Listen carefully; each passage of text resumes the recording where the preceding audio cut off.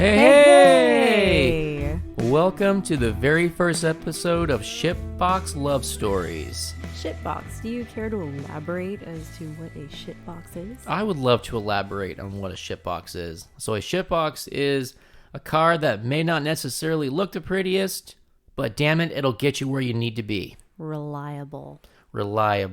Could also be an enthusiast car, maybe a race car you take out on weekends to beat up at the track. Whatever. There's lots of definitions. There's lots of definitions. It's far and wide. It's just the car that you count on. The car that you count on, exactly. The everyman's car. The everyman's car, precisely. So a little bit about us. My name is Danny. I am Mikey. We are married. Ooh, wow. The dirty word. It really is a dirty word, but it shouldn't be. We like each other. We like each other most of the time.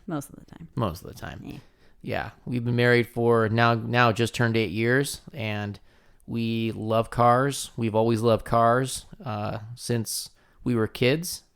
It was even an integral part as to why we met. It really is, actually. We one of the things I thought was so cool about her is that she would walk down the street looking in cars to see if they had stick shifts. Yeah. Especially like cars that deserved a stick shift. Like if I saw a Mustang with an automatic, it was instant blasphemy. Right? I mean, what's the point of even getting it at that point? Yeah. Or like the weird cars that would like, wow, that's a stick, things like that. We bonded over that early on, so it was really cool. So we're thrilled to be doing this. We're absolutely stoked to have the opportunity to share stories about cars and about people and all the crazy shit that happens in between. Yeah, it'll be fun to hear these stories. It really will be. We have some great stories, what we think are great stories. And I've heard some great stories, and I'm anticipating many, many more. So we can't wait.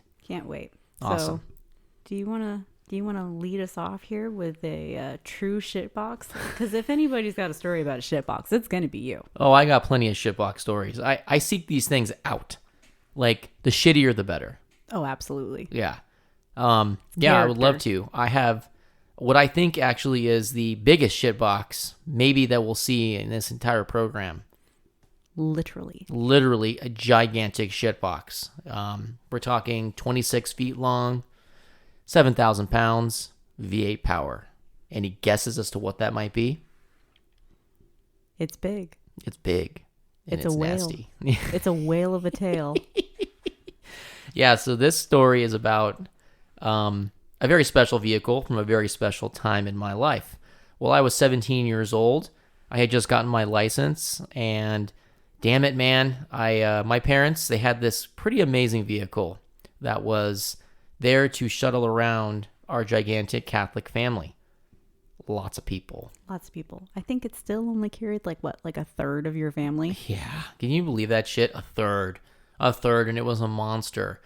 Well, this vehicle was the 1996 Ford Econoline 350 Club wagon. Dun, dun, dun, dun, Club wagon. It was amazing. It was like the most useful vehicle, the most gigantic vehicle, and the single best vehicle to learn to drive on. I mean, who wouldn't want to give their kid learning how to drive a fucking bus? A bus. Like, literally holding 15 people. Like, you should have needed a special license to drive this damn thing. It was like, it was that kind of big. A permit would do just fine. Nah. We'll put some kid who clearly has gasoline in his blood out on the road in his parents' 15-passenger vehicle. So the Ford Econoline came onto the American scene in 1961. It was 61. Yeah, long time. That's a really long time ago. Mm-hmm. And over the years, it just became synonymous with everything that a van needed to be, from hauling people, like the Club wagon, to hauling shit, like U-Haul trucks. It was a plumber's van. It was a contractor's vehicle. It was the air conditioning guy's truck. It was everything. It really was. And lasted up until 2014, believe it or not. It was the end of it. Just to be replaced with the transit van. The little Ford Focus transit van. Yeah, there's bigger transit vans, I know. but they're not the same as the fucking Econoline. The tallest vehicle with the smallest wheels. Yes.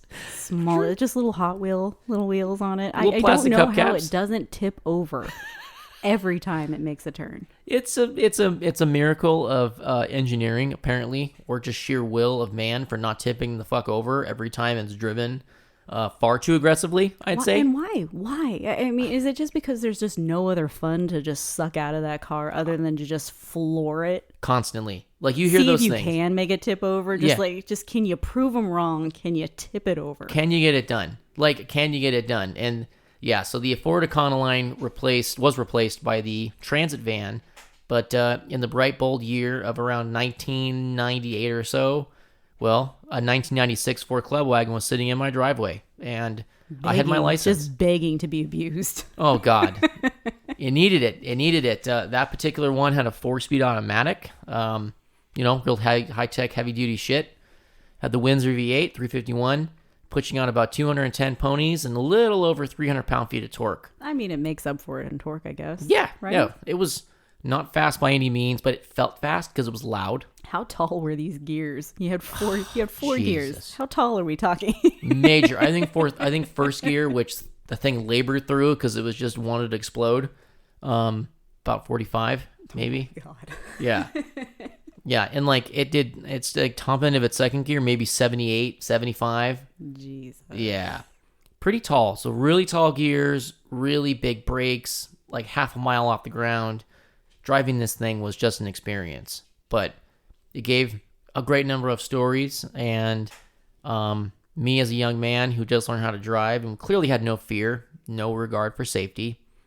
I mean, what teenager really does have regard for safety, though? None of us did. No. None of us did.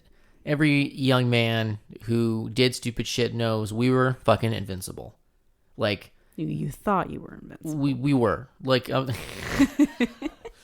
no, we thought we were. Damn it, we were invincible. No, I was stupid, and I did a lot of stupid shit in that thing, but I had a good time. And this van had this fantastic nickname. I did not give it this nickname, mind you, okay? It just happened to also be a particular color that I don't think I've seen since. It was I'd say like a cornflower blue. Like it was a fucking dress shirt. Like, it was a gigantic dress shirt. Like a giant blue dress shirt, cornflower blue vehicle that just stood out like a sore thumb. And one of my good friends in high school named it the Blue Bitch. I don't know why it was the Blue Bitch, but it was the Blue Bitch. And everybody, not really everybody, like 4 people, wanted to ride in the Blue Bitch at all times. It became legend. Totally legendary. So my story revolves around the Blue Bitch and this particular game that a friend of mine decided to play. We were coming home from probably Taco Bell. We ate a lot of Taco Bell in high school. Who didn't? I still do. Chili cheese burritos. Remember that? Oh. I'm all Filth. about the Crunch Wrap. I'm a Crunch Wrap kind of gal. I don't remember even if they had those at that point, but I remember they had 99-cent chili cheese burritos, which were just like trash. They were fucking trash, and I had like 4 of them every sitting, and it was amazing. But yeah, we were coming back from getting Taco Bell, and my friend, we were at a stoplight, and he kind of turns to me and says, I got a game we should play. That just sounds really ominous. It does. Do you want to play a game? Do you want to play a game? I'm like, what the fuck? Fucking game do you want to play? No, I was like, okay, what? He's like, I'm going to go in the back. Okay. This is just the recipe for disaster. This is already just going in so many wrong places. Oh, it's terrible. And here's the other. So we get in the back, and it was significant because there was no seats in the back of this particular club wagon because my family took them out. Apparently, the van that week was on, I don't know, moving duty or some shit. These are big bench seats, okay, when it's taking people around. But for that particular day, for whatever reason, it didn't have any seats in it. So lucky you guys. Yeah, exactly. I could not be sitting here telling this crazy ass story unless we were moving something in the van. So he's like, I'm going to go back there. Okay. And then you're going to drive, and then you're going to see if you can knock me over off my feet. I'm like, okay. Yes. Now get in the back, please. There was no hesitation. Suddenly the heavens opened up and everything had aligned perfectly in this moment for you to be doing this one thing. Absolutely. No seats. Taco Bell fresh in the fucking bag. Like, we were fearless. It was like, it's time to do this. So he hustled his way in the back. And my friend was a little dude. He was I don't know, 5'7", 5'6", 5'7", shorter guy, little guy, skinny. Well, this guy decided he was going to be a smart guy. And remember, van, bench seats, it had seatbelts. The seatbelts hung down from the ceiling, okay? And they were attached to the seat, and that's how you buckled yourself in if you were one of the 15-person clan of the third of my family, all right? Well, he got in the back, and he wrapped his arms around the seatbelts. Safety first. Safety first. And I mean, just like put his hands around it, looped his arms like a maniac, and locked in. And he like buckled his feet down. He was like, I'm ready. I'm ready. I'm like, okay, we're ready. So, fuck it. I said, screw it, man. I said 5, 4, 3, didn't even get to 2, didn't get to 1. I punched that shit at fucking 3. Took off.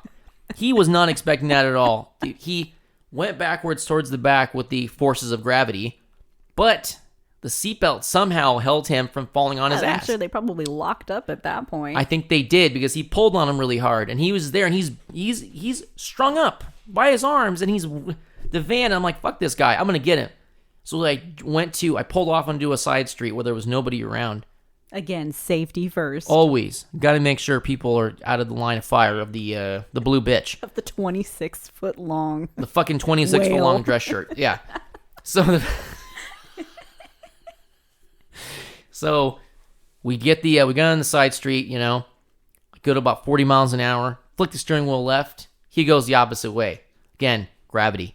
Wham! Still on his feet. Go to the right. He goes to the left now. Again, gravity. He's like noodles, man. He is just so... Oh, he limbered up for this. I'm pretty sure he had planned for this. He was waiting. He had to have thought about this to give you the proposal for that idea. What other logical conclusion can you come to besides that? Like, it had to be that way. So, left, right, nothing, man. Absolutely nothing. I'm like, fuck this guy. So, we keep going, and then I just go in a straight line because I want to fucking fake him out. Like, I don't want him to think he knows what's going on here. Yeah, why be a good friend and, keep your friend intact? No, fuck that guy. We refused. He was fine. He was going to be He safe. volunteered himself. He did. It was his fault, okay? I'm going to blame him for this. This was his goddamn fault. So we drove along, driving, and then he's just like, what are you doing right now? As the words, no, came out of his mouth, slow motion, I fucking stomped on that brake, man. Just stomped on it. Like, and this ABS is like, it's like we are coming to a screaming stop. Brakes on that car are pretty good. I don't know. For being a big vehicle, it stopped pretty fast. I look in the rearview mirror, trying to see if I had finally knocked the fucker over, okay? All I see in the rearview mirror, at level, with a couple inches from the ceiling, is his fucking soles of his shoes. Just right there. A moment in time you'll never forget. Still dangling by the seatbelts, but now suspended because we had come to such a halt that he went up in the air and started flailing. I saw the bottom of his Vans. I'll never forget that. The waffle print. The waffle print was right there in the rearview mirror. Car came to a stop. Well, he lost all his forward momentum. Bam. Lands on his ass on the ground. Seatbelts let go. I finally knocked the fucker off his feet. He then, for a second there, I was a little concerned because I was like, oh shit. Oh, yeah. I would be a little concerned myself. Yeah. Maybe he didn't break an arm or something. Yeah, just dislocate a shoulder. He or just something. is like, oh my God. He's like, I'm like, you all right? He's like, yeah, let's do it again. And off his... Because why not? He didn't die the first time. No. You got round 2 to do now. And every time I did it with that fucker, that day, it got harder and harder to knock him down. And the game went on, like, various ways, various times. Did you ever get in the back? Did anybody ever drive? Or was it only you that drove? No. Nobody drove that fucking van. You were the only one that drove? I was fine with people driving my car, my father's car, but not that van because... That was your mother's car. Yes, it was my mother's car, number one. And number two, it was just not that easy to drive. And like if you fucked, I don't know, man. I was like 16 or 17 clearly you knew better, right? You know, you're married to me. Do I know better most of the time? Clearly, right? I always do the correct thing. So, no, I just didn't want to. I thought it would be dangerous if somebody else was to get too crazy in it and flip it over or something. I had that thing on two wheels. I like how you're being the person that's going to rate what's safe and not safe as you're trying to throw your friend around in this bus.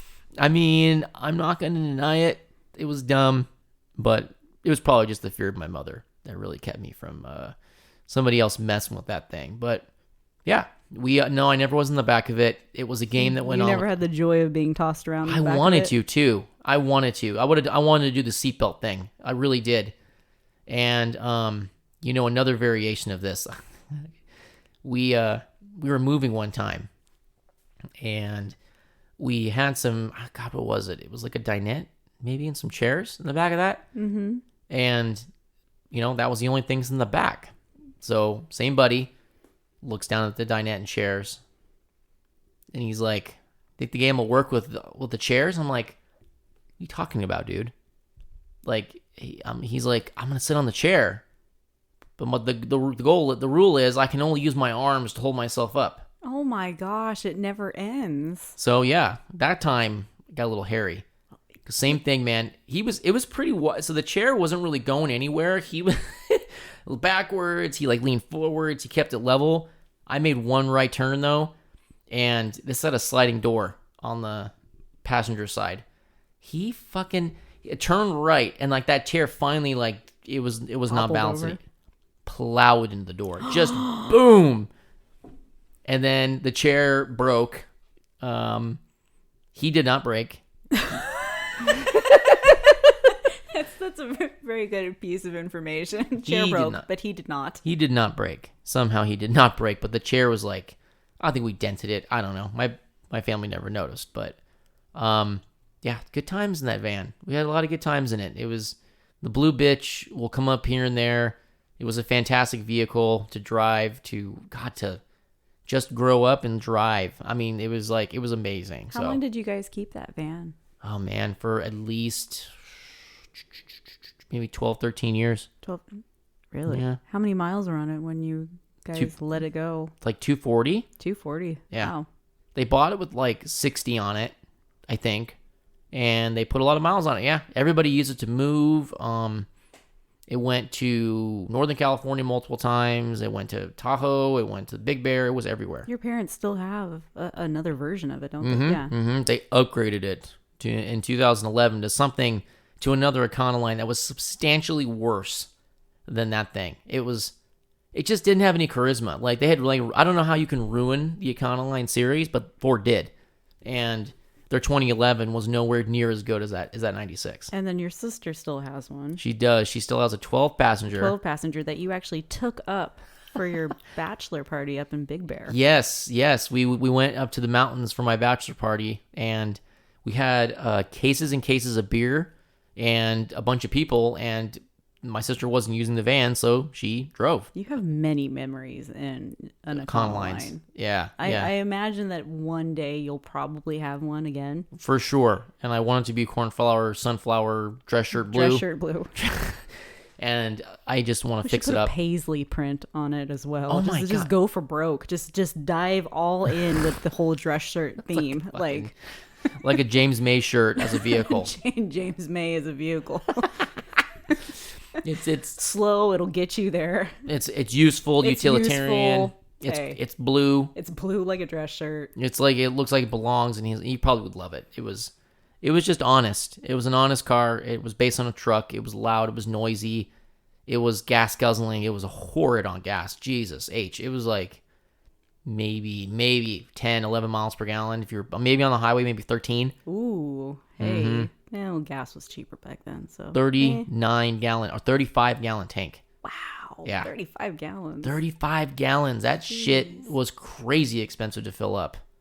Even back then. So, yeah, we loved that. I love that thing. I have many stories with it. I miss it dearly. It was a It was one of my favorite vehicles ever. Yeah, it really embodies everything that a shit box is. Absolutely. Solid memories. Solid memories, not pretty, kind of a piece of shit in a lot of ways because things broke on it all the time. But I mean, it And started. It did. It did That's start. all that matters. As long as the engine starts and the steering wheel works, you're all right. Yeah, it worked. It had a tape player and air conditioning. The air conditioning never. What is it with Fords and AC? Oh, I don't know, but they're always like ice cold. Oh It's like man, that thing was the Arctic tundra that just like spews out of it.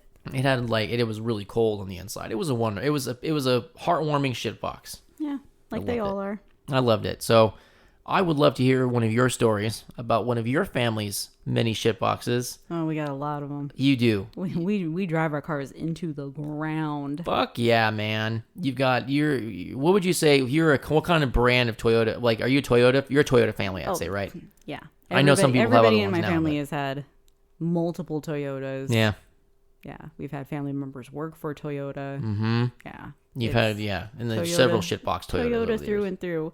Not that they started out as shit boxes, but No. wow, did they evolve into shit boxes? These things were new at some point. Some of these things. Some point, and then eventually it just ends up being dirt and hope that holds it together. Like, don't wash the car. If you wash the car, it might not work the next day. Just leave it as is. You don't have to do much to it. Leave it alone. Dirt and hope. Dirt and hope. Yeah. We had superstitions that you couldn't wash it because if you washed it, it just might not work anymore. I know.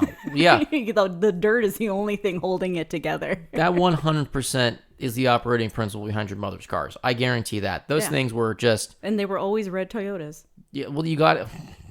Yeah, red Toyotas. I don't know why that's a thing, but it is. I don't know. It's like, I feel like maybe they were like the cheap model because they had They were like... red. Nobody wanted them, maybe. Nobody wanted a red, which I guess that's kind of... Most cars aren't red on the road. So it doesn't surprise me. So I've had 2 Corollas. Back-to-back Corollas.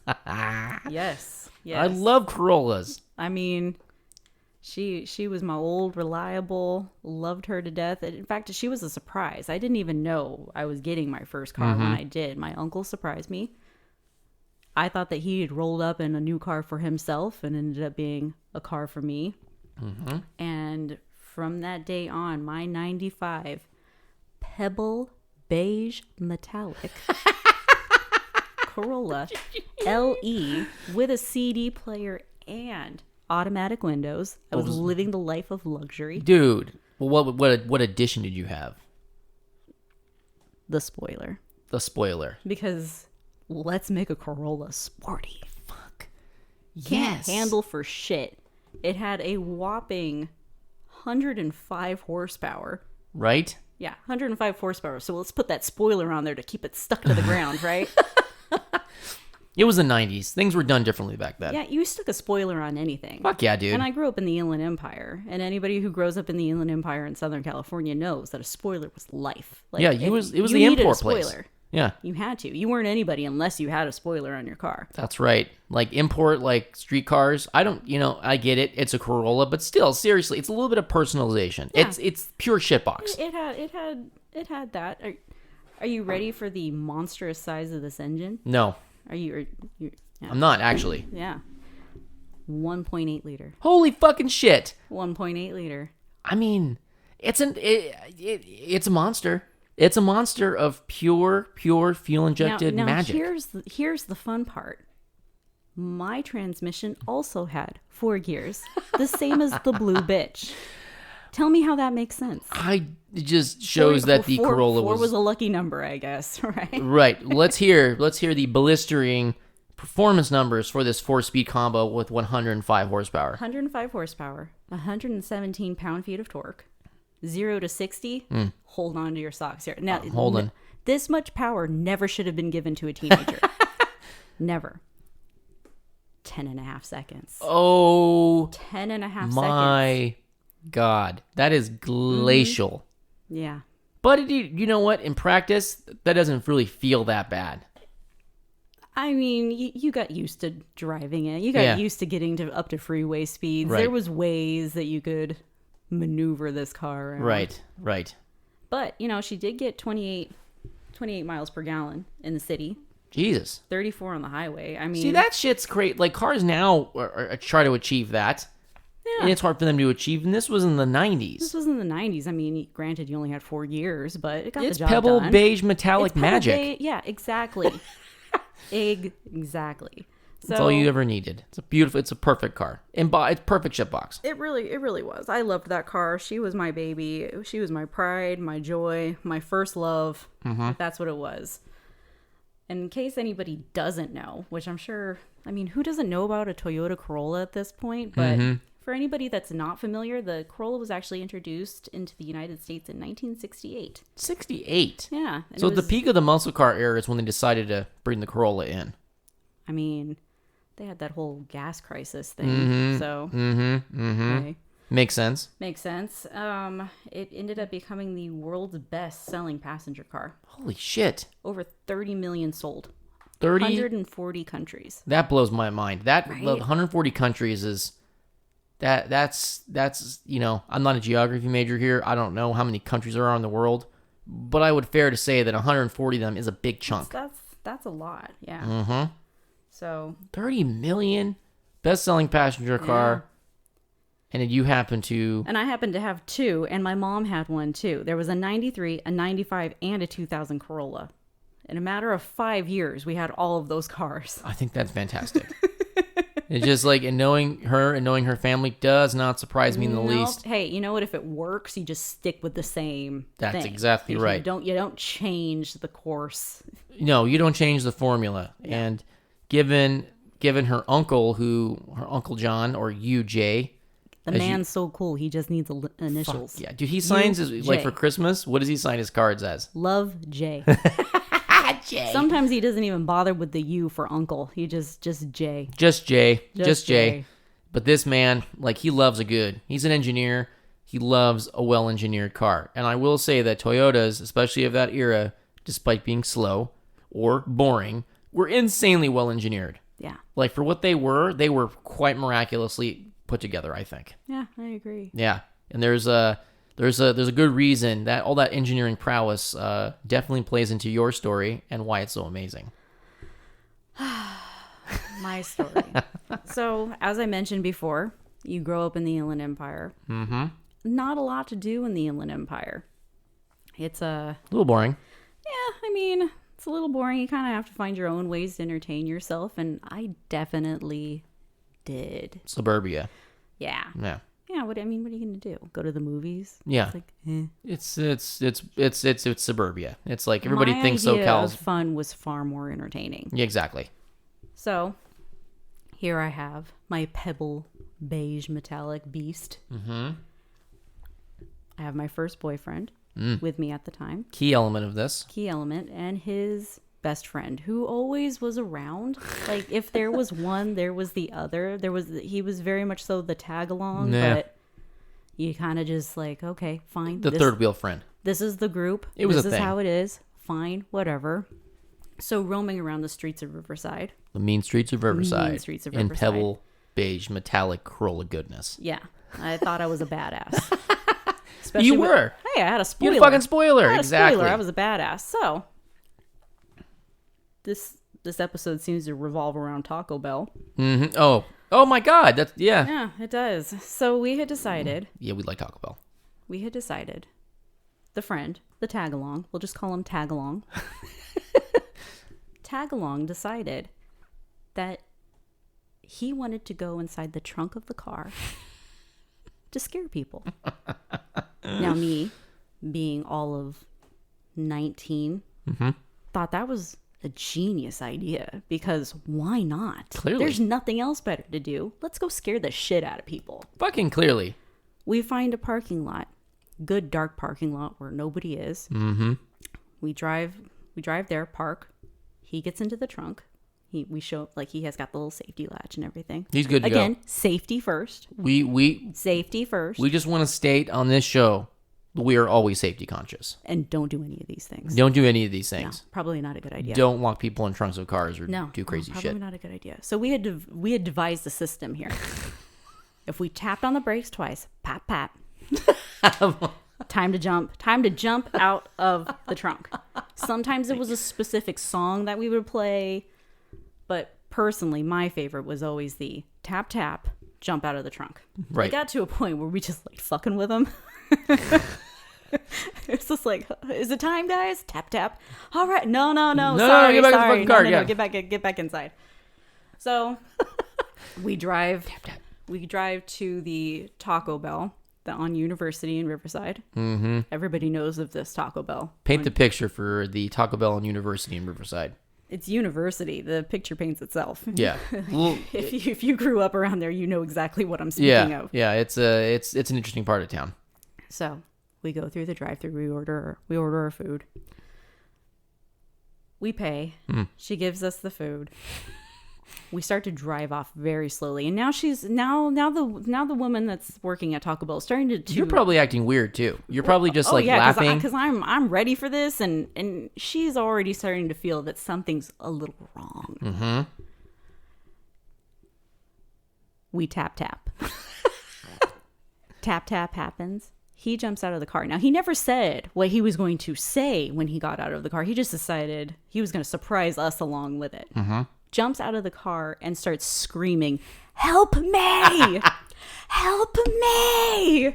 These people!" So we drive.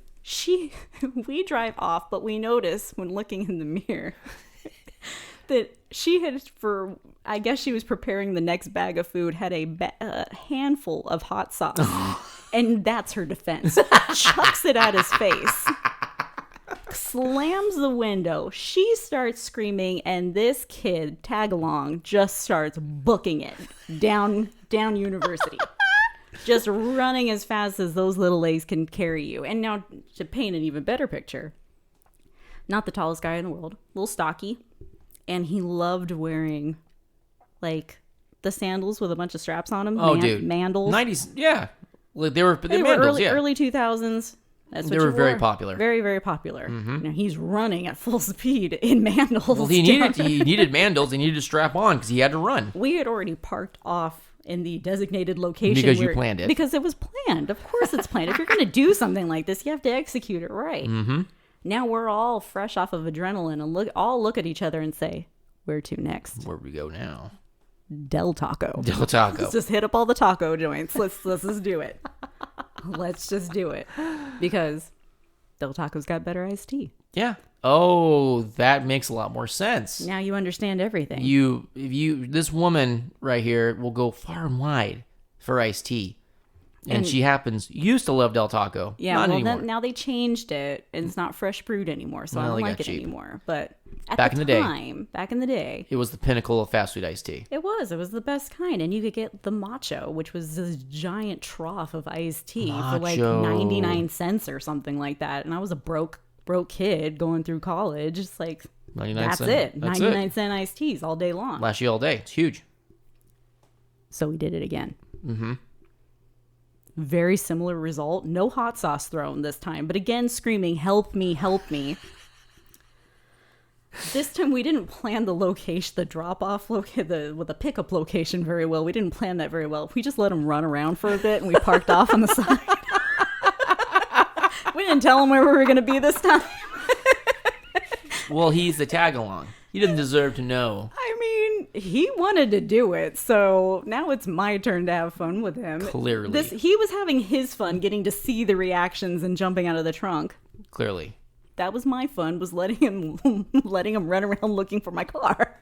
Look for the pebble beige metallic Corolla. Oh, absolutely. I love that. That is one of my favorite stories in that car. It's the perfect shit box. It really. So how long did you have that thing for? How long did I have that for?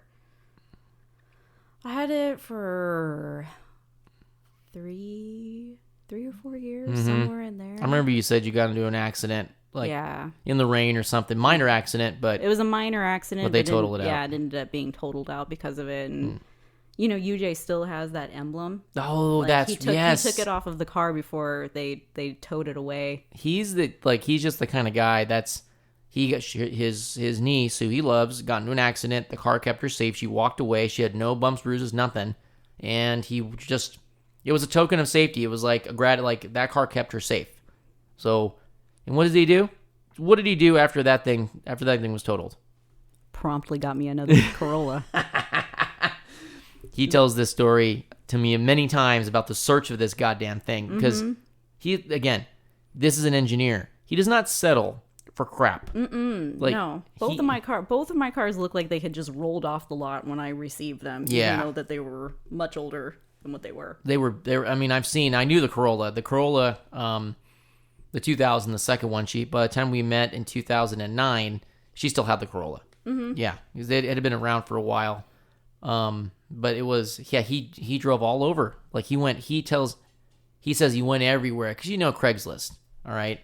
I think this was before, I think he was using Penny Saver. Was he using Penny Saver? Yeah, this is pre Craigslist days. Maybe it was the newspaper and Penny Saver.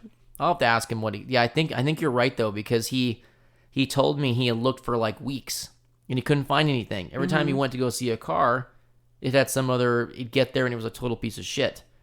But this second Corolla, the blue, I don't know, it was like a green blue. Yeah, it was like that weird turquoise, that dark turquoise color that Toyota loved that color. Toyota was going for at that time. Yeah. It was on Tacomas and... It was like one of their standard colors, but that was what he goes and gets her, is another fucking Corolla.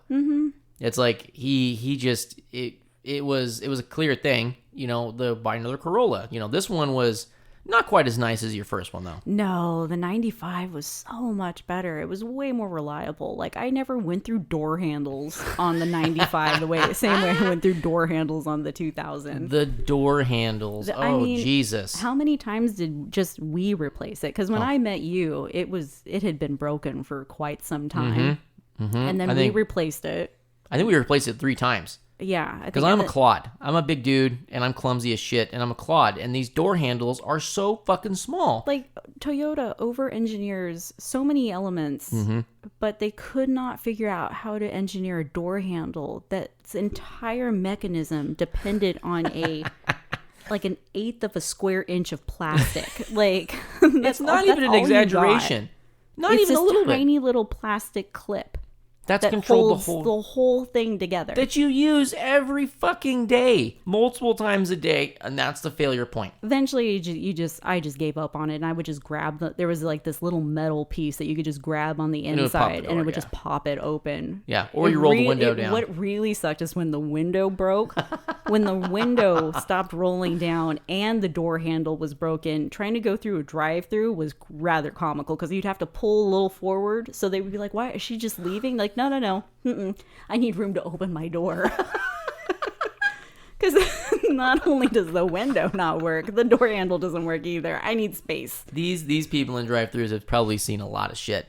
But I'm sure you're not the only. You're the 10,000th person. Oh, I'm sure I'm not alone in that. But... No, windows broke. That window broke so many times. And again, it just felt like it was going to... Like, some parts of that car were really well engineered. Some parts weren't. But the interior just wasn't as, like, I don't know. I fell apart. I got a special place in my heart for the 95 Corolla. Yeah. Because it was brilliant. It was a good year. First car, You always have, like, this sentimental value for the first car that's, like, yours. Yeah, that's very true. I know my first car. Oh. Because it's just... It is. Let's just start it this way. Let's just set the scene for it. It is a stain on the car community. The fact that this car was ever released should be an embarrassment to GM, and they should have just filed for bankruptcy at that point and just be like, call it. I'm done. Like, I don't accept the bailout. We're not worthy of the bailout because of this car that we produced. Yeah, they didn't deserve it. They really did not deserve. And, it's one of these things. I was a big car nut when I was younger. I loved cars. I wanted to drive a stick shift more than anything. I had learned, actually. My father... This is a story I don't think I've told you before. It's a quick one. Ooh. But I like it when I don't know a story. Yeah, After 11 years being together, when I don't hear a story, that's pretty novel. It's pretty interesting. So I learned to drive stick shift on...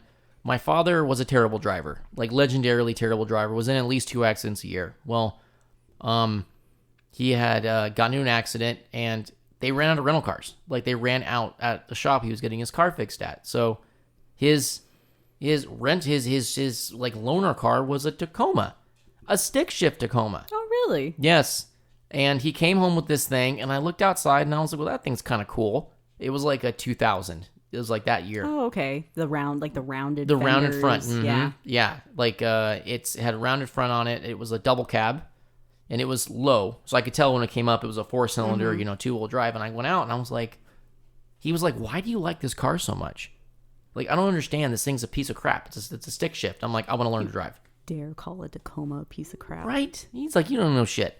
So we went out there. We fucked around with it. I went, and I'm like, okay, he taught me how to drive stick shift, which is really just my father yelling at me and me trying to figure out what was going on, which basically turned into, here, I'm getting out of the car, you go figure it out. This is wildly different than how I learned how to drive stick. That's true. Whereas UJ decided to give me a full-blown... He drew out an entire diagram as to how the transmission worked, so I knew why I was putting my foot on the clutch. Engineer. Yeah, exactly. Engineer. The way engineers explain stuff is, this is how it makes sense. That's 100% UJ. Like, all day long. That explains him in many ways. Yeah. Like, let's give a person learning how to drive a fucking diagram of a technical diagram of a clutch. But did teach you something. Yeah. But it was completely I did not learn like that. I learned by trial and error, frankly. And my father apparently thought it wasn't his car, so why not? I was okay at it. It's tough learning like your first time driving stick. It's not easy at all. And this thing was not easy to drive. It was a long stick shift. It's a truck. Yeah. Well, I mean, we essentially learned on the same car. We basically did. This one had a really tricky clutch though. It was like what year was it? A 2000. Oh, a 2000. Yeah. See, I learned on a 93 Toyota pickup. Yeah. Where it didn't even have the name Tacoma yet. No, it was just pickup. 22RE pickup. Beautiful, just solid legendary. Lifter. Yeah. We have stories about that. We will definitely share about the red truck. But yeah, this was a 2000 ish. But yeah, so the quick story is we lived in a gated community. Yes, I know, gated community. Ooh, but so bourgeois. So bourgeois. But these gates, we had little transponders, and you pull up to the gate, and the gate would open, and you'd go in. Well, I had just gone out the gate because I had finally figured out how to drive this thing. I was like, yes. I got it in first. I got it in first, and I was up in third and fourth. I made a U-turn because my father's like, don't go too far because if you get stuck, I don't, so I was coming back in the gate, and I thought I was putting it into third. Going like 40 miles an hour. Oh. Somehow I shoved this thing into first. Oh. So No. I thought I was going to come through the gears. You thought you were so cool. Oh, dude. And like I was going to go into third, slow down enough until the gate opened up, and then it was like a fast opening gate and then roll through. So you can roll through in second? Yeah, I was going to go third and second and then punch it up and be out of there. Well, I went into first. So I let off the clutch. Oh, no. And it was just like, bam! It was like, the whole... Yeah. Yeah. I mean, this transmission didn't blow up as a miracle, but I deaccelerated so quickly, I skid. Like, so I skid through the gate. Like, it was like... You're not alone. I did it in the red truck, too. Oh, my God. I think everybody, at some point, learning how to drive stick, throws it into the wrong gear. Oh, man. I don't think... Yeah. It was like so embarrassing, right in front of everybody. Of course. Big dramatic thing. I just pushed the clutch down, and then I put it in neutral and I rolled, and I was like, fuck. And I finally got it in a third, and then took back off again. But yeah, so I always wanted to stick shift. After driving that thing, it was fun once you learn to do it. It was a blast. So I wanted a Mustang GT with a stick. That's what I wanted. My parents were like, what kind of car do you want? You're graduating high school, so we're going to buy you a car. I was like, oh my God. Here's my chance. Here's my chance to get something I really want. So I told them the car I wanted. I went to the Ford dealership. I got brochures on it. I was like, this is it. Like you gave like a full PowerPoint presentation. Oh, fuck yeah, why dude. You needed this car. I said, this color, there's the deal. I was like, they'll sell it to us for this price. This one's on special. Yeah. So couple of weeks later, I come home from, I don't know where it even was, but what color Mustang did you want? Blue, dark blue. Dark blue. I figured it would be, but just a little off of Ford Racing Blue, like that. Yeah. So, get home, and sitting in the driveway is a year 2000 Chevrolet Camaro. And I look and I'm like, oh shit. Because there was a big bow on it. So I immediately put the things together and I was like, oh my God. I was like, that car's mine. So I run inside and, I look at it. I'm like, okay, Camaro, Mustang, fine, whatever. First glance, I was like, it's got to be a Z28, Oh, uh-huh. Right. Uh-huh. Well, I get out there, I pull the keys, I go out and look, and I quickly realize there's not 2 exhaust tips, and it's not a stick. And then I quickly realize that it is not just a Camaro, but it is a V6 Camaro with a fucking automatic trans. An automatic V6, and you've also forgot another very important detail of this car. What's that? The fact that the color was eggplant. Eggplant purple. You were driving around a giant fucking eggplant. Hey, an automatic eggplant. You say eggplant, I say burgundy. It does not beat pebble beige metallic. I think it was literally like plum. It was like the name of the color. It was like, really plum? Mm-hmm. I mean, it was like midnight plum. I was like, those two fucking things don't try to make plum sound better. Don't make plum sound cool. Like it was a terrible failed attempt. But regardless, the car looked cool. Nobody knew it had good. It had a great sound system in it. It was quick. If you didn't know cars, like I'm sure you were probably still considered kind of the shit at school. I was because it was a Camaro. It was like, it looked cool. It was like a nice trim. It had a built-in spoiler. It was a nicer. It had fog lights. I remember that. It was living the high life with fog lights. Monsoon audio system, which actually kicked ass. Now I think about it back, it was really a great sound system. But the car was, it was a V6. It was a 3800. Chevrolet, for you GM heads out there, it was a 3800 3.8 liter big iron block V6. 200 horsepower, maybe 225 pound-feet of torque-ish. How many gears? 4. Another 4-speed. This is the episode of 4 speeds. 4 speeds and Taco Bell. That's 4 speeds. That's all you need. That's all you need. I may have a Taco Bell Camaro story I'll tell later. But yeah, there's definitely some stories in there. But so the story with this Camaro is I graduated that May. That summer I need to get a job. So I ended up getting a job working at Pizza Hut, actually. It was not my first job. First job was working at Togo's. Another story, another day. It's the pastrami riots. Sir, why did you get fired from Togo's? Because I gave too much pastrami to the nice man. Because they wanted me to portion, and I was not portioning pastrami. I was giving... A rebel from a young age. That's right. Fuck your 4.5 ounces. Pastrami rules. I'm giving 6. I'm giving 6 or 7 or 8. My friends came in, it was 11 or 12. It was like a pound of pastrami for all. You're like, why are we always running out of pastrami? Oh. I don't know. Just ask that kid. That's that kid. He's giving out 4 pounds in every sandwich. So, I got a job at Pizza Hut, and I was working in the restaurant. I was just making the pizzas, which, oh God, I was terrible at that job. Shocker. But a pizza delivery driver, he quit, and they said, hey, does anybody want this guy's job? And I was like, yeah. I have you have a car? I'm like, yeah, I have a Camaro. It's, it's in good shape. It works. It's like brand new. So, I got the job, and I'm like it was like my first or second week, like this happened. Really? You were that fresh into this? I was that fresh into it because they had just switched over to, instead of the sign being in the window, like it had a little clamp on it, and you roll your window up, and then it would hold the sign up. It would hold the sign up. You plug it into your cigarette lighter to light it up at night. And there was a Pizza Hut dude. So they switched to car-mounted ones where it basically latched onto the top of your car and it was magnetized. So you get it. You put it on there. First thing you do, you come into work, you grab this shit. Well, and here's the thing too. Like that day was the first day. It was like the pilot run of those fucking signs. And I go into work, I see it, and they're like, here, the new signs are in. Go ahead and put this on your car and get out there. So I do. I had an order right away. I always worked like the evening rush. So I showed up. There was pizzas that need to be delivered. Clocked in, and I was out the door. So I throw this shit on the Camaro. Don't notice a fucking thing. Okay, feels fine. It's like, oh, this is on. This is heavy. It's on here good.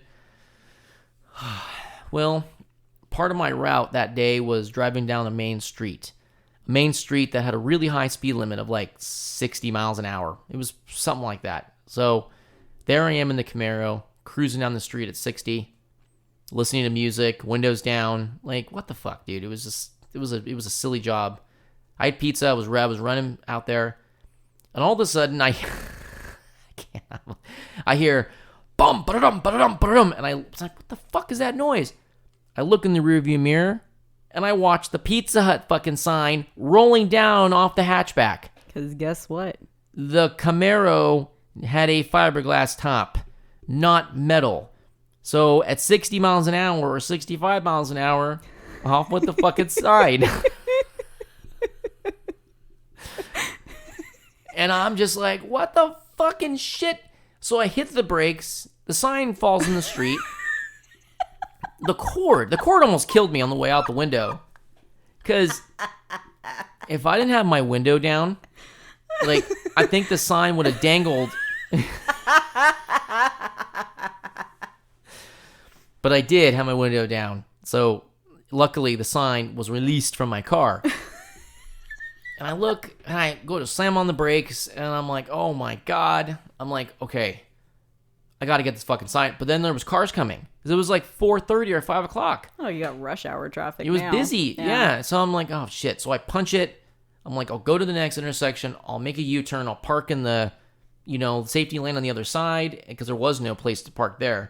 And I'll come back and get the sign. So I'm thinking they're going to charge me for this. This is the first fucking day these things are out, and Dan's already lost the sign. Not good. Not good. So I come back to the the crime scene of the crime. And I swear to God, I stop the car, and as I stop and get out, there's another car, a truck, an old hoopty truck, like an old Nissan, like hard body truck. Guy gets out, and he's like right behind my sign. I'm like, what the fuck? I'm sure this guy's a good Samaritan. He's just gonna gonna move it out of the way so people don't run over it. So people don't run over it, right? And I'm like, hey, that's my sign. I got the fucking Pizza Hut uniform on. I have this red shirt on, this dipshit visor. And the visor makes it so much better. You know exactly what I'm talking about. I do know exactly what you're talking about. I had black pants on, Pizza Hut shirt, and this dipshit visor. So I'm like yelling. I'm like, hey, what are you doing to the sign? Like, that's my sign. It fell off my car. I start to go across the street when it was safe to do so, and the guy looks at me, looks down at the sign, picks it up, goes back to his Nissan hardbody, throws it in the fucking bed, and takes the fuck off. It's his now. Watching me. Finders, keepers. Watching me. Like, I don't know what went through this guy's head. If he was like, shit, I'm going to sell this thing. Like, I'm going to sell this thing, and it's going to be this. Yeah, no. But he just, and I'm just like, my hands are in the air. It is, cars are whizzing by, and I'm like, what the fuck, dude? I'm like, how am I going to explain this when I get back to the sign's gone? So I get back in the car dejected as shit. I'm already like 10 minutes late now for the pizza order. I got stiffed on the fucking tip when I got out there. And they were like, you're late. And I'm just like, if you know what just happened, you wouldn't not be so upset. So they stiff me on a tip, go back to the store. I pull up in front. And my manager is, he's just looking. He's doing like the sideways, like, something's not right here. What the fuck is going on? And I walk in the door, and he looks right at me and goes, where's your sign? Do you really want to know? I was like, it fell off the car. What do you mean it fell off the car? Well, the roof of my car apparently is not metal. It's plastic or fiberglass, because that sign did not stick, and I lost it on Antonio Parkway. What? What do you mean you lost it on Antonio Parkway? Some guys took it. I went to go pick it up when he took it. Why would somebody steal our sign? Nobody's going to believe that. That's like the equivalent of saying the dog ate my homework. Dude. Like, who's going to believe? Even if the dog did eat your homework, you ain't got no credibility. And like, I was already a fucking idiot and like a fuck off. And he's just like, I don't believe you. He's like, you're hiding it somewhere. I'm like, hiding the Pizza Hut sign, dude.